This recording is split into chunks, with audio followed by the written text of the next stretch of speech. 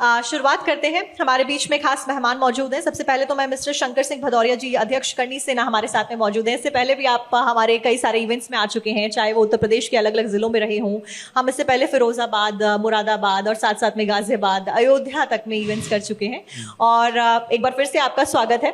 सबसे पहला सवाल तो मेरा यही रहेगा कि बीजेपी एक मिशन और विजन के साथ में चल रही है, और यही सवाल लगातार मैं पूछ भी रही हूं। और इस मिशन और विजन का कितना असर 2024 के चुनाव में पड़ता हुआ नजर आ रहा है, और इसके ऊपर आपका कंट्रीब्यूशन क्या कुछ रहने वाला है और किस दिशा में रहने वाला है? देखिए, मैं एक सामाजिक संगठन से बिलोंग करता हूं, श्री राष्ट्रीय राजपूत करणी सेना से, और लगभग पूरे देश में हमारे संगठन के पदाधिकारी और संगठन के सदस्य काम करते रहते हैं। और उनसे जो फीडबैक आता है उसी के आधार पे हम कह सकते हैं कि जो बीजेपी का जो नारा उन्होंने दिया है मोदी जी ने, अब की बार 400 पार, वो 100% पूरा होने जा रहा है।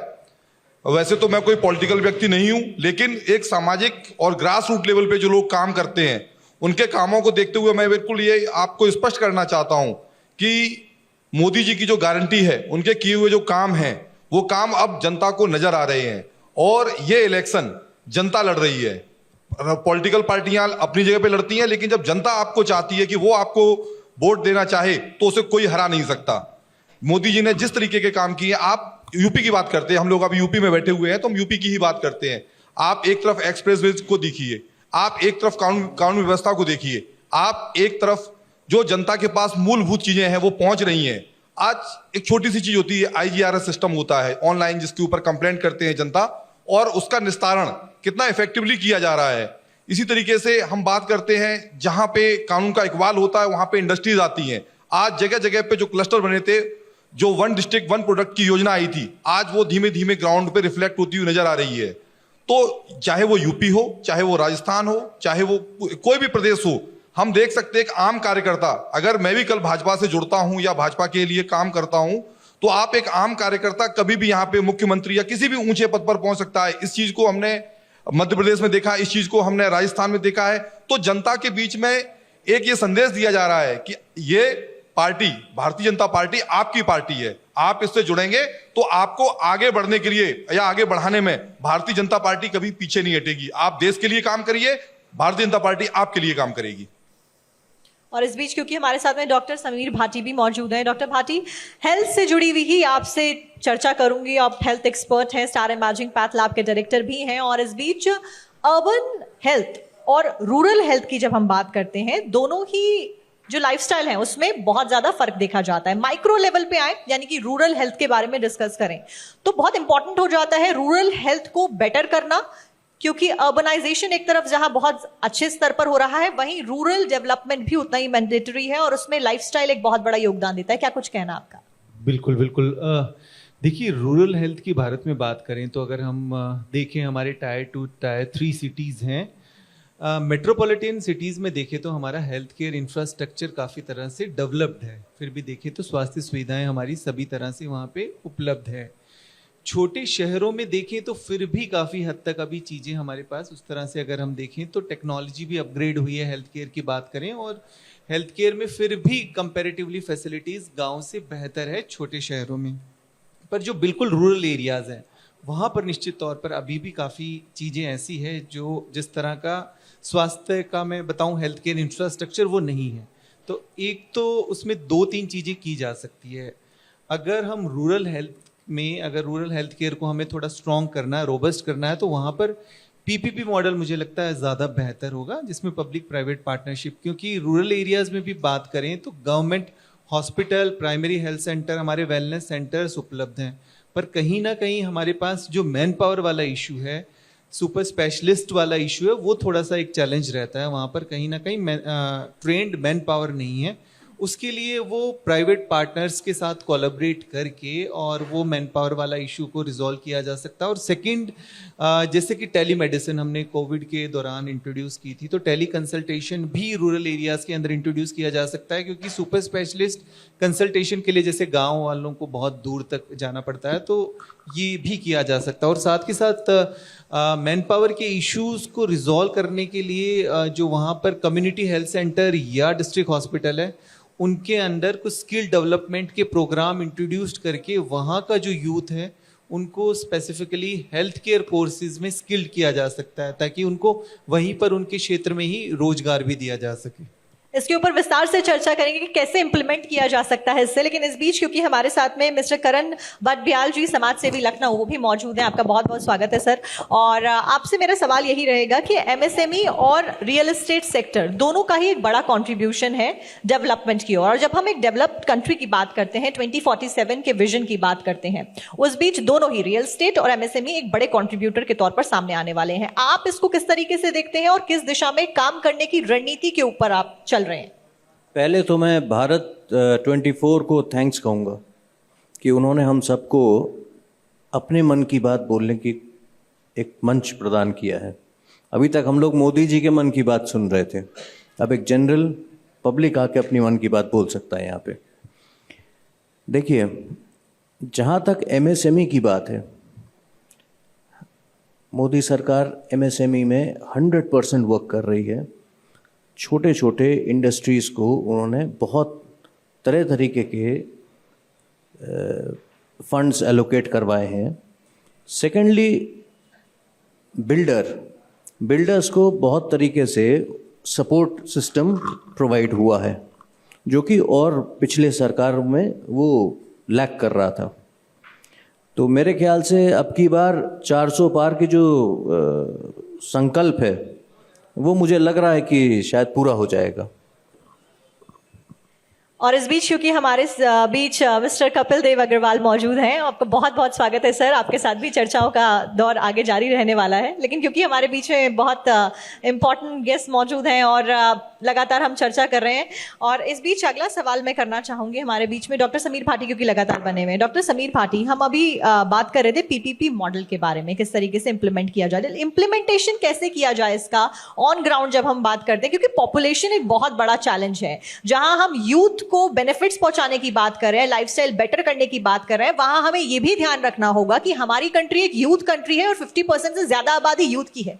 कैसे इस बैरियर को आगे क्रॉस किया जाए? देखिए, इसमें दो चीजें हैं। जैसा कि एक तो हम हेल्थ केयर कॉस्टिंग को किस तरह से और अफोर्डेबल बना सकते हैं, जिसके लिए ज़्यादा अगर हम प्रिवेंशन के ऊपर काम करेंगे, और प्रिवेंशन के ऊपर जैसा अभी हम ऑलरेडी कर भी रहे हैं, और जैसे अगर पिछले 20 सालों में देखें तो नॉन कम्युनिकेबल डिजीज़, जो जीवन शैली से संबंधित बीमारियां, क्योंकि आप यूथ की बात कर रहे हैं, तो वो उनके अंदर काफ़ी ज़्यादा बढ़ी है।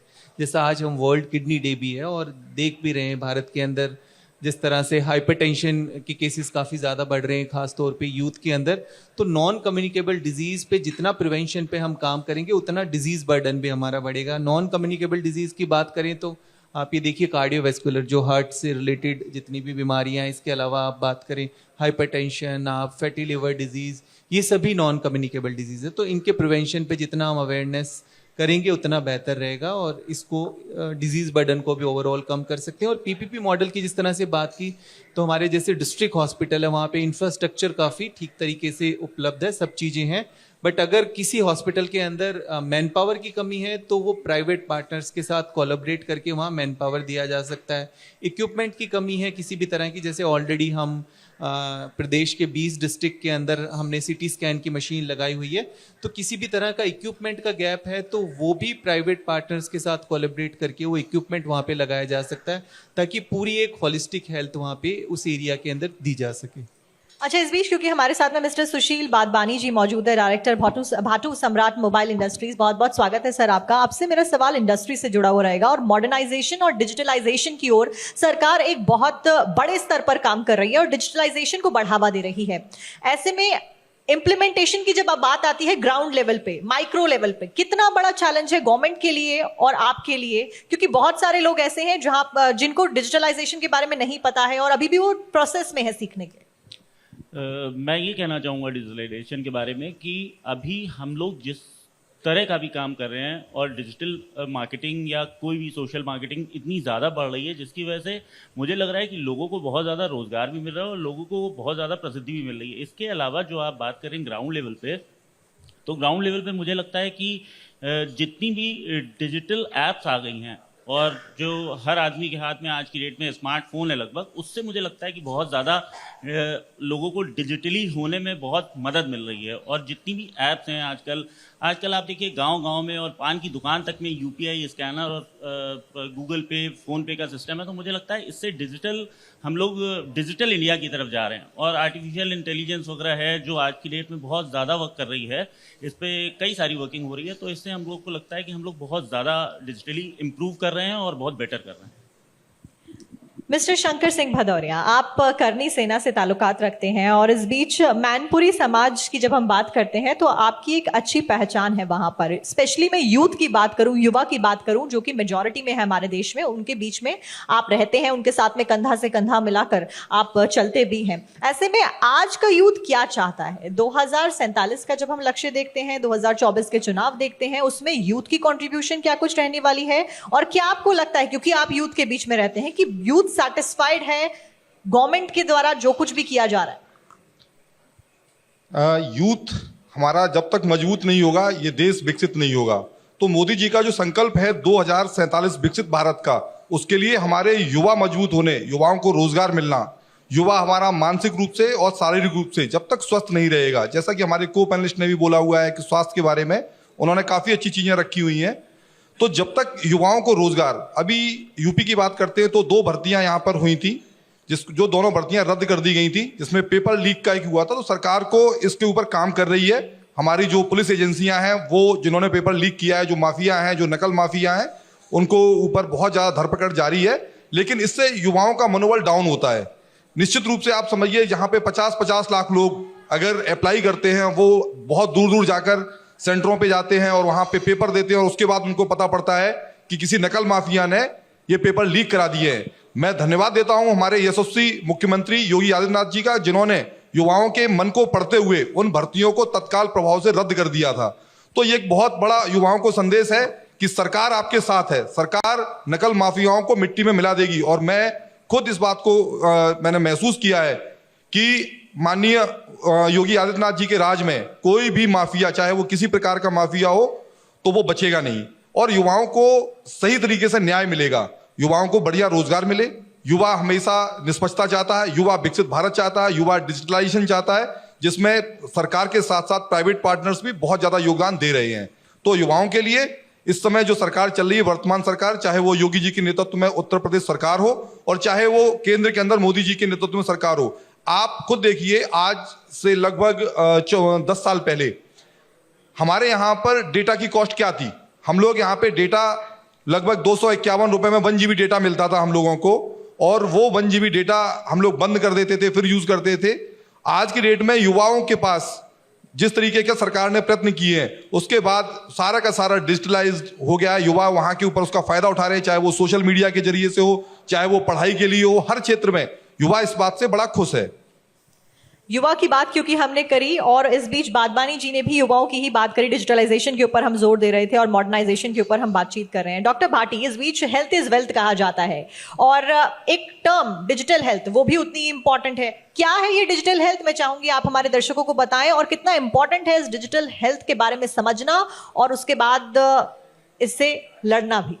बिल्कुल नहीं, डिजिटल हेल्थ को पॉजिटिव वे में आपको बताता हूँ। डिजिटल हेल्थ में डिजिटल हेल्थ रिकॉर्ड्स, कि जैसे कई बार आपने भी कोई इन्वेस्टिगेशन कराएं, कोई टेस्ट कराएं, आपका मेडिकल हेल्थ रिकॉर्ड है, तो बहुत ज़्यादा कई बार हम बाकी चीज़ें अपनी फिर भी रिकॉर्ड हमारा फाइनेंस वाला मेंटेन रहता है, बट हेल्थ को लेके कहीं ना कहीं हमारा रिकॉर्ड इस तरह से मेंटेन रहता नहीं। तो डिजिटल हेल्थ एक तो उसमें आपको हेल्प करेगा। सेकंड, आपको tele consultation and tele medicine में, जैसे मैंने आपको बताया कि हमारे जो रूरल एरियाज़ हैं या सेमी अर्बन एरियाज़ हैं जहाँ पर स्पेशलिस्ट सुपर स्पेशलिस्ट अवेलेबल नहीं है, वहाँ पर टेली मेडिसिन और टेली कंसल्टेशन के ज़रिए उनको कंसल्टेंसी दी जा सकती है। तो इस तरह से डिजिटल हेल्थ काफ़ी ज़्यादा हम लोगों को हेल्प कर रही है, हमारे हेल्थ केयर इंफ्रास्ट्रक्चर को और ज़्यादा रोबस्ट कर रही है। ओके, मिस्टर सुशील बादबानी, आपसे मेरा सवाल रहेगा, क्योंकि हम बिजनेस की बात कर रहे हैं, रोजगार की बात कर रहे हैं, उद्योग की बात कर रहे हैं, और इस बीच आप डायरेक्टर हैं मोबाइल इंडस्ट्रीज की एक कंपनी के। ऐसे में जो गवर्नमेंट के द्वारा स्कीम्स चलाई जा रही हैं, वितरण किया जाता है लैपटॉप्स का, स्मार्टफोन्स का, आप उसे कितना इफेक्टिव मानते हैं और किस तरीके से ये एक बड़े कंट्रीब्यूटर के तौर पर आने वाले टाइम में सामने आने वाला है? देखिए, जैसे अभी आप बात कर रही थी यूथ की, तो जो हमारे माननीय मोदी जी द्वारा और योगी जी द्वारा अभी हम लोगों के इतने स्मार्टफोन्स वितरित किए गए, सब कॉलेज में सब बच्चों को मिले, तो उससे वो लोग डिजिटली बहुत ज़्यादा इम्प्रूव कर रहे हैं। और इसके अलावा उनकी पढ़ाई और सारी चीज़ें आज की डेट में आप देखें तो सब कुछ जो है इंटरनेट पे बेस्ड है। और जब तक आप जो लैपटॉप और मोबाइल फैसिलिटीज़ अगर ये उनके पास नहीं होंगी तो वो उन चीज़ों को यूज़ नहीं कर पाएंगे। तो इससे जो जितने भी बच्चे हैं उन सबको ये सब मिल रहा है, जिससे वो बहुत ज़्यादा तकनीकी एडवांस हो रहे हैं और बहुत ज़्यादा स्ट्रांग हो रहे हैं। और मुझे लगता है कि ये बहुत अच्छी शुरुआत है और बहुत अच्छी पहल है और ये होती रहनी चाहिए और ये हो ही रही है लगातार। मैं देख रहा हूँ मेरे घर के बच्चों तक को मोबाइल मिला, अभी उन्होंने ग्रेजुएट किया तो उससे बहुत अच्छे से उन्होंने यूज़ किया और उससे वो डिजिटली बहुत स्ट्रांग हो रहे हैं, सारी ऐप्स यूज़ कर रहे हैं, सोशल मीडिया, नेटवर्किंग, हर चीज़ के बारे में बहुत ज़्यादा उनको नॉलेज मिल रही है और ये बहुत ज़्यादा ज़रूरी है और बहुत अच्छा है आगे आने वाले विकसित भारत के लिए। लेकिन क्या आपको नहीं लगता कि एक बहुत बड़ा चैलेंज भी है जो हमें ओवरकम करना है? क्योंकि जब हम यूथ के हाथ में फोन थमाने की बात करते हैं तो बहुत सारी चीजों का ध्यान रखना होता है, चाहे वो हेल्थ के पर्सपेक्टिव से आपकी आईसाइट हुई, मेंटल हेल्थ हुई, क्योंकि बहुत सारी चीजें एक क्लिक ऑफ माउस पे अवेलेबल होती हैं। उस चैलेंज को ओवरकम करने के लिए क्या कुछ किया जा सकता है? क्योंकि 18+ content is very easily available to all the category of students. जहाँ तक ओवरकम करने की बात है तो इसको हम लोग कर सकते हैं, बट आज की डेट में अगर आप हेल्थ की बात करें मोबाइल से रिलेटेड की, जैसे आई साइड वीक हो जाती है या वो, लेकिन इसके बिना तो आज की डेट में परीक्षाएं भी नहीं हो सकती हैं, इसके बिना तो एग्जामिनेशन भी हो सकती है, इसके बिना तो स्टडीज़ भी नहीं हो सकती। तो ओवरकम किया जा सकता है ये कह के कि हम इसको कम यूज़ करें या जो भी बच्चों को समझा के, लेकिन मुझे लगता नहीं कि इसके बिना हम लोगों की अब बच्चों की पढ़ाई या हम लोगों की लाइफ किसी भी तरह से, मुझे नहीं लगता कि हम लोग इसके बिना चल सकते हैं अब। But it's a challenging task. Anyways, हमारे साथ में मिस्टर करण बडबियाल जी मौजूद हैं। आप समाज सेवी हैं लखनऊ के लिए आपने बहुत सारे कार्य किए हैं। ऐसे में आने वाले समय में क्या कुछ वो रणनीति है जो आप बना के चल रहे हैं और किस दिशा में काम करना है, किन सेक्टर्स में कंट्रीब्यूट करना है, क्या कुछ प्लान है आपके लिए लखनऊ को लेकर? एक लक्ष्य जो हर इंसान को सोचना चाहिए वो है रोटी, कपड़ा और मकान। ये 3 चीज़ें नेसेसिटी हैं, थी और रहेंगी, और ये तीनों चीज़ें अगर लोगों को मिल जाए सब कुछ हो सकता है। तो इसको एग्जीक्यूट कैसे किया जाएगा? इम्प्लीमेंटेशन की जब हम बात करते हैं कैसे? देखिए, रोटी जो है वो कमा के इंसान खाए, तो उसके लिए proper schooling, proper academics, proper तरीके से परीक्षा, जैसे इन्होंने कहा पैनलिस्ट है हमारे। कपड़ा जो है, जब इंसान पढ़ लिख लेगा तो वो अपने आप उस कपड़े की दिशा में बढ़ेगा और फिर धीरे धीरे वो अपने रहने का भी साधन उत्पन्न करेगा। तो रोटी, कपड़ा और मकान जब तक एक इंसान नहीं कमा पा रहा है, मुझे नहीं लगता देश का उत्थान होने वाला है। चर्चा करेंगे इसके ऊपर, लेकिन इस बीच क्योंकि हमारे बीच में हमारे स्पेशल गेस्ट मिस्टर दानिश आजाद अंसारी जी मौजूद है। बहुत बहुत स्वागत है सर आपका, और जोरदार तालियों के साथ मैं कहूंगी कि सब स्वागत कीजिए। और आगे बढ़ते हुए मिस्टर भदौरिया, आपसे मेरा सवाल रहेगा, सीए को लेकर एक अलग नैरेटिव सेट करने की कोशिश की जा रही है विपक्ष की ओर से, अलग अलग प्रतिक्रियाएं सामने आ रही हैं। इससे पहले पैनल में भी मैंने ये सवाल उठाया था, ममता बनर्जी कह रही है हम अपने राज्य में लागू नहीं होने देंगे, और एक नागरिकता देने वाले कानून को नागरिकता लेने वाले कानून के रूप में पेश किया जा रहा है कुछ पॉलिटिकल पार्टीज और कुछ पॉलिटिकल लीडर्स के द्वारा। इसके ऊपर आपकी क्या कुछ प्रतिक्रिया है? देखिए, इस देश ने तुष्टीकरण की राजनीति को बहुत लंबे समय तक झेला है, और ये जो विपक्षी दल हैं आज भी उसी के मानते हुए कि हम अपने जो समाज का एक बहुत बड़ा हिस्सा है उसको हम उद्वेलित करेंगे या उसको हम आंदोलन के लिए उकसाएंगे और इनको अपना वोट बैंक बना के रखेंगे। आप लगभग, हमें आज़ादी के इतने साल हो गए हैं, क्या एक इस डिजिटल युग में, जैसा कि हमारे फेलो पैनलिस्ट ने भी बोला है, डिजिटल आज की डेट में सारी चीज़ें गूगल पे अवेलेबल हैं। आप सीए के उपबंधों को खुद पढ़ें। मैं सभी जो भी हमारे मुस्लिम समाज के भाई हैं उनसे कहना चाहूँगा, आप पढ़े लिखे लोग हैं, शिक्षा का उपयोग करें और खुद पढ़ें। यह नागरिकता देने वाला कानून है, ना कि नागरिकता लेने वाला। और जो भी विपक्षी दल, चाहे वो ममता बनर्जी हों, चाहे वो आम आदमी पार्टी के अरविंद केजरीवाल जी हों, चाहे वो कोई भी हो, चाहे सपा या बसपा, जो भी दल है जो भी इसका विरोध कर रहे हैं, विशेष रूप से ओवैसी जैसे लोग, मैं उनको बताना चाहता हूं ये अब आपके हाथ में नहीं है। ये भारत सरकार के द्वारा बनाया हुआ नियम है, राष्ट्रपति जी द्वारा साइन किया हुआ है, इसलिए आप जनता को भड़काना बंद करिए। ये कानून बन चुका है और इस कानून को अप्लाई होके ही रहेगा, चाहे ये कानून देश का कानून है, देश की संसद ने पास किया है और संसद सर्वोच्च है।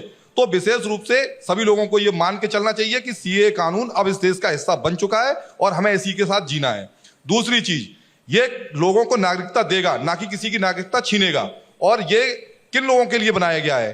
वो लोग जो आजादी के बाद उन देशों में, कहां पे? अफगानिस्तान, पाकिस्तान एवं बांग्लादेश में धार्मिक उत्पीड़न का शिकार हो रहे थे, और जब वो यहाँ पे हमारे यहाँ पे आ जाते थे तो वो यहाँ पे बेचारे अवैध शरणार्थी के रूप में रह रहे थे। आप दिल्ली में एक जगह है मजनू का टीला, आप वहां पे देखिए, उनके वहां पे बेसिक आवास तक नहीं मिले, वहां पे पानी की कोई व्यवस्था नहीं है, वो लोग उत्पीड़न का शिकार हो रहे हैं। तो मोदी जी ने जब इस सब चीजों को देखा और भारतीय जनता पार्टी की जब सरकार बनी, तो ये उन्होंने एक संकल्प उठाया था कि हम सीए बना के इन अवैध शरणार्थियों को, जो कि धार्मिक उत्पीड़न का शिकार हैं, इनको हम इनका सही जो स्थान है वो हम दिलवाएंगे। और सीए कानून लाकर उन्होंने उन लोगों के लिए एक बहुत बड़ी जो जीत है वो उनको दिलवाई है। और मैं इस कानून के समर्थन में हूं। मैं ही क्या, पूरा देश, जो भी पढ़े लिखे लोग हैं और जो भी पूरे इस देश का हर जनमानस इस कानून का सम्मान कर रहा है और इस कानून के समर्थन में है। और इस अब की बार 400 पार इसमें मुस्लिम जो हमारी जनता है वो भी समझ चुकी है कि तुष्टीकरण की राजनीति का अंत होने जा रहा है। विशेष रूप से हमारे जो पसमानदा समाज के भाई हैं, जो हमारी मुस्लिम बहनें हैं, आप उनको देखिए, उनके लिए जो बहुत सारे गलत कानून बने हुए थे, चाहे वो ट्रिपल तलाक का मामला रहा हो, चाहे वो बहुत सारी योजनाएं हैं, उनका सबसे ज्यादा लाभ मुस्लिम समाज को मिल रहा है। चाहे वो आवास के रूप में हो, चाहे वो उज्ज्वला योजना के रूप में रहा हो, चाहे वो राशन के रूप में रहा हो, क्योंकि मोदी सरकार की ये बात रही है कि सबका साथ, सबका विकास और सबका विश्वास। और इस मामले में उन्होंने मुस्लिम समाज का दिल जीतने में पूरी तरीके से सफल रहे हैं वो। और सीए कानून का समर्थन आपको देख लीजिए, शाहीन बाग में जो आंदोलन हो रहा था, आज कहां है? आज ऐसे आंदोलनकारी कहां बचे हैं? तो ये कानून बन चुका है और इस कानून का हम सब लोग समर्थन करते हैं। और मेरे हिसाब से सीए कानून देश हित में है और उसी को सरकार ने इंप्लीमेंट किया है। चलिए, देखने वाली बात ये होगी कि 24 के चुनावों के रिजल्ट में कितना इसका परिणाम निकलकर सामने आता है। डॉक्टर भाटी, आपसे मेरा सवाल रहेगा कि जो कॉस्टिंग है लगातार हेल्थ के ऊपर, वो बढ़ती जा रही है क्योंकि प्राइवेटाइजेशन भी बढ़ रहा है। ऐसे में इस कॉस्टिंग को कैसे कम किया जाए? हालांकि सरकार की ओर से जन औषधि केंद्र स्थापित किए गए हैं जहां पे सस्ती मेडिसिन जरूर मिलती है, लेकिन फिर भी प्राइवेट प्लेयर्स जो हैं, बड़ी कंपनियां जो हैं, वो एक तरीके से मोनोपोली भी क्रिएट करने की कोशिश कर रही हैं। स्पेसिफिक दवाइयां लिखी जाती हैं जो कि बहुत कॉस्टली होती हैं और एक आम व्यक्ति की पॉकेट से बाहर चली जाती है। बिल्कुल। देखिए, अभी भारत की अगर हम बात करें, खासतौर पे पेंडेमिक में भी बात करें, तो भारत उस तरह से फार्मेसी की कैपिटल, भारत एक कैपिटल बनकर उभर कर आया है। और सबसे ज़्यादा प्रोडक्शन अगर हम बात करें जेनरिक दवाओं का, इनफैक्ट हमारे पास ही होता है, इंडिया में होता है। इसमें कुछ चीज़ें ज़रूरी है, जैसा आपने बताया है कि अफोर्डेबिलिटी। देखिए, अगर हम देखें तो ज़्यादातर 70% के करीब हमारा अगर प्राइवेट हेल्थ सेक्टर है तो छोटे स्मॉल नर्सिंग होम और जो क्लिनिक्स वगैरह वहाँ से कैटर होता है। कुछ एक है कि अगर हम बात करें, बहुत कम परसेंटेज है कि बड़े कॉरपोरेट्स की बात करें कि वो एक बहुत कम हिस्सा है जहाँ पर इस तरह के पेशेंट्स जाते हैं। इसमें दो चीज़ें हैं, थोड़ा सा हमारा जो जेनरिक मेडिसिन्स का प्रोसेस चल रहा है उसको थोड़ा हमें क्वालिटी कंट्रोल को और ज़्यादा रोबस्ट करने की ज़रूरत है ताकि उसको ठीक तरीके से ग्राउंड लेवल पे हम इम्प्लीमेंट कर सकें। इसके अलावा एक चीज़ यहाँ पर और ज़रूरी है, जैसा आपने कॉस्ट कटिंग या अफोर्डेबिलिटी की बात की, यहाँ पे इस चीज़ को दोबारा से मैं दोहराऊंगा कि जितना इसमें हम पीपीपी मॉडल को इंट्रोड्यूस करेंगे उतना बेहतर तरीके से हम अपनी कॉस्टिंग को कम लेकर आ सकते हैं। क्योंकि बहुत सारी चीज़ें ऐसी है जो स्ट्रेंथ है गवर्नमेंट की और कुछ चीज़ें ऐसी है जो प्राइवेट सेक्टर के पास है। अगर दोनों चीज़ों को हम क्लब कर दें तो काफ़ी हद तक हमारी हेल्थ केयर जो इंफ्रास्ट्रक्चर की कॉस्टिंग और मैन पावर की कॉस्टिंग है उसको कम कर सकते हैं। चलिए, ठीक है। और इसी के साथ में आप सभी का बहुत बहुत शुक्रिया इस पैनल में हमारे साथ में मौजूद रहने के लिए।